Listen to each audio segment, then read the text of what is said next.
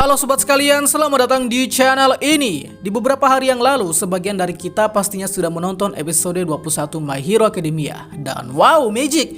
Episode yang ngena banget dan sangat seru, sampai-sampai ratingnya di IGN cukup melonjak menyaingi episode 8. Dimana pada episode 21 ini akan fokus ke backstory Himiko Toga, lalu perkembangan queer yang Toga dapatkan, serta masih banyak lagi yang perlu kita bahas di episode 21 ini. Untuk itu sebaiknya kalian nonton dulu episode 21 karena konten ini full spoiler. Tapi sebelum lanjut, subscribe channel ini biar admin makin semangat buat kontennya. Dan mari kita mulai. Rangkuman episode 21. Seperti biasa akan kita rangkum terlebih dahulu sebelum kita masuk ke beberapa penjelasan yang lebih padat. Episode 21 seperti biasa dimulai dengan narasi dari Deku dewasa, yang mana Deku menjelaskan tentang kasus yang terjadi di beberapa puluh tahun yang lalu saat dunia masih cukup awam dengan fenomena kehadiran manusia berqueer. Dalam prosesnya, masyarakat mulai terbiasa akan fenomena tersebut, dan dari sinilah mulai terbentuk peraturan pemakaian queer. Nah, karena kehadiran aturan tersebut, muncullah suatu gagasan ideologi yang menyuarakan akan penggunaan queer secara bebas, dan penggagas ideologi tersebut adalah Chikara Yotsubashi atau lebih dikenal sebagai Destro. Singkatnya terjadi kekacauan antar dua belah pihak, dan pada akhirnya kemenangan berada di pihak pemerintah, sehingga akhirnya Destro dan antek-anteknya dipenjara. Singkatnya, selama di penjara, Destro menyusun buku yang berisikan ideologi pembebasan queer dan akhirnya meninggal setelah buku tersebut diterbitkan.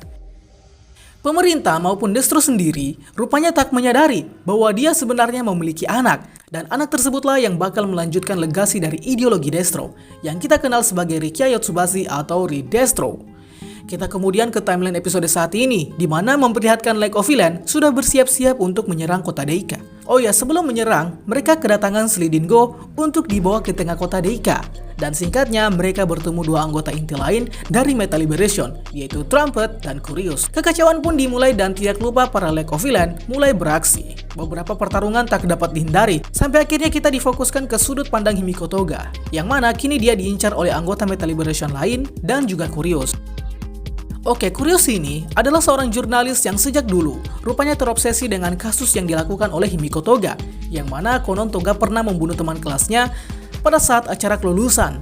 Tak banyak tingkah, Toga kemudian menyerang Curious, namun dihalangi oleh anggota Metal Liberation yang lain. Tapi Toga masih juga gagal sebab Curious telah menyiapkan ranjau ledakan baik di permukaan tanah maupun di tiap-tiap anggota yang bakal jadi tumbal. Buset, sadis banget. Singkat cerita, akhirnya Toga kemudian meminum darah Uraraka sehingga membuat Toga berubah menjadi sosok Uraraka. Awalnya hanya untuk mengecoh Curious, namun yang namanya terpojok ya tentu saja tipe muslihat Toga tetap ketahuan. Namun akhirnya terjadi suatu plot twist yang tak disangka oleh Toga sendiri, di mana queernya mengalami awakening sehingga dia dalam wujud Uraraka dapat pula memakai queer Zero Gravity.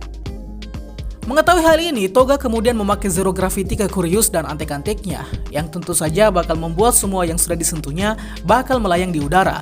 Semua yang sudah disentuh Toga tadi akhirnya melayang dengan cukup tinggi, dan akhirnya Toga melepaskan efek queer Zero Gravity. Seketika semua yang melayang tadi termasuk Curious jatuh dari ketinggian yang tentunya membuat mereka semua mati dengan sangat mudah. Anjir, gagal sadis.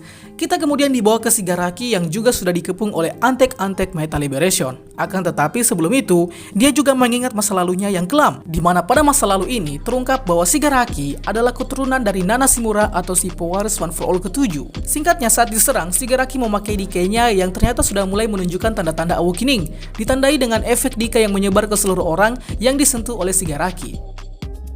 Kita lalu dibawa ke tempat Dabi, yang mana Dabi di sini menghadapi Geten yang mampu memanipulasi es. Pertarungan tak dapat dihindari dan nanti di episode minggu depan akan dilanjutkan. Episode 21 diakhiri dengan Twice yang panik melihat kondisi Toga yang sekarat. Namun bakal lebih panik lagi ketika Twice kedatangan dirinya sendiri dalam jumlah yang banyak. Yang mana hal ini adalah ulah dari skeptik dan akan membuat Twice menjadi depresi berat setelahnya. Awakening Queer. Perlu diketahui bahwa episode kali ini mengambil 5 chapter sekaligus di manga, namun tentu saja memotong beberapa hal yang sebenarnya tidak terlalu menjadi masalah. Itulah mengapa di episode kali ini seakan alurnya cepat sekali dan langsung fokus ke masalah awakening queer. Nah, di episode kali ini setidaknya terhitung ada 3 kasus awakening queer yang ditampilkan. Seperti yang pertama, queer transform milik Toga, decay milik Shigaraki, dan kemampuan manipulasi es milik Geten. Kita bahas dulu soal Himiko Toga, yang mana quirknya di sini mengalami awakening karena kondisinya berada di situasi antara hidup dan mati. Sehingga quirk transform miliknya mengalami awakening atau peningkatan. Peningkatan yang dialami pun sangat fantastis, yaitu awalnya quirk Toga hanya dapat berubah jadi orang lain, namun kini Toga dapat memakai quirk orang yang dia pakai identitasnya. Dan yang Toga pakai adalah wujud Uraraka. Sehingga quirk Zero Gravity dipakai oleh Toga untuk membunuh lawannya. Oh ya, teknik yang dipakai oleh Toga ini adalah teknik yang hampir sama yang Uraraka pakai saat menghancurkan Villain Bot. Namun bedanya, Toga menunjukkan cara lain yang lebih sadis jika Zero Gravity dipegang oleh penjahat. Lalu yang kedua adalah Shigaraki Tomura, di mana dia juga mulai mengalami awakening quirk tahap awal, yaitu Decay dapat menyebar luas ke beberapa orang dalam waktu yang cepat. Padahal awalnya Decay hanya dapat menyebar dalam lingkup minimalis, seperti contohnya pada saat menyerang Aizawa di season 1. Namun kini Decay telah mengalami awakening tahap awal. Penyebabnya pun kalau menurut pandangan admin pribadi, kemungkinan sudah dipicu sejak latihan melawan Gigantomachia yang konon memakan waktu 1 bulan lebih. Jadi akan sangat wajar ketika Shigaraki tiba-tiba mengalami awakening tahap awal. Padahal saat itu lawannya sebenarnya cukup sepele. Dan yang ketiga adalah Geten. Untuk nama quirknya sendiri belum diketahui, namun yang jelas dia dapat memanipulasi es dengan skala yang sangat besar, berkat awakening quirk yang dia alami pula. Untuk lebih lengkapnya, nampaknya admin perlu membuat konten khusus untuk membahas soal awakening quirk ini, sebab Deku dan Dabi juga sebenarnya diduga telah mengalami awakening quirk. Profil singkat Meta Liberation. Di awal episode sampai di pertengahan, kita mendapati sedikit informasi mengenai organisasi Meta Liberation beserta ideologinya. Oke, Meta Liberation pada awalnya didirikan oleh sosok yang dikenal sebagai Destro atau Chikara Yotsubashi, yang bertujuan untuk melegalkan aturan pembebasan quirk. Sebab quirk menurutnya adalah suatu kebebasan yang harus dimiliki oleh setiap manusia yang memiliki quirk.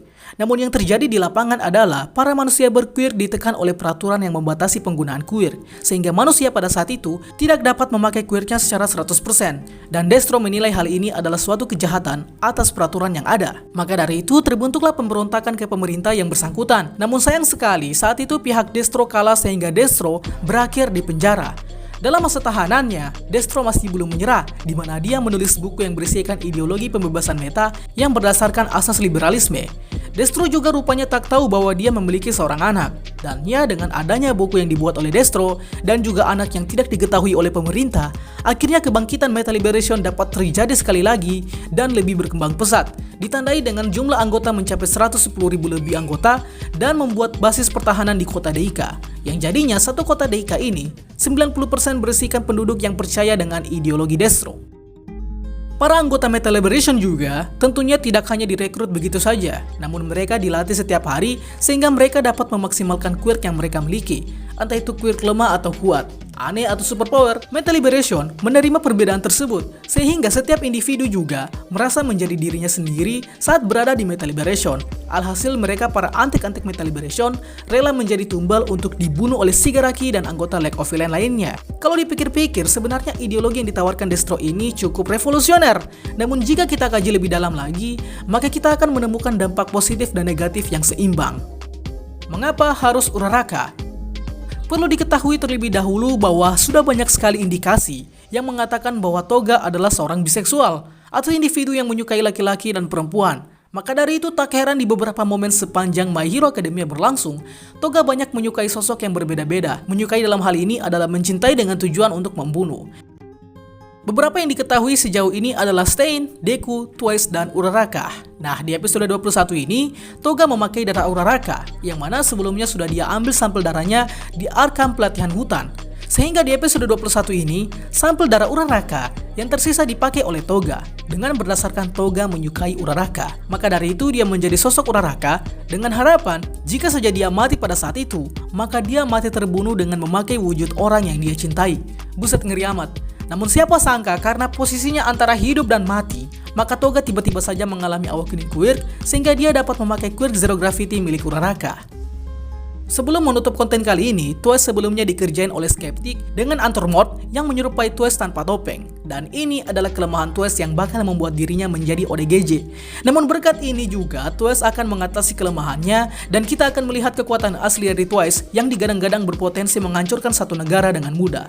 So, kita tunggu saja episode 21 nanti. Dan untuk pembahasan lainnya mengenai episode 21 kali ini, mungkin akan kita ulas lebih padat lagi di lain waktu. Ya, semoga admin ada waktu untuk membahas soal Toga dan Awakening Quirk. Itulah pembahasan kita pada kali ini. Sangka apabila ada yang kurang, request juga di kolom komentar untuk pembahasan selanjutnya. Dan akhir kata, see you next time.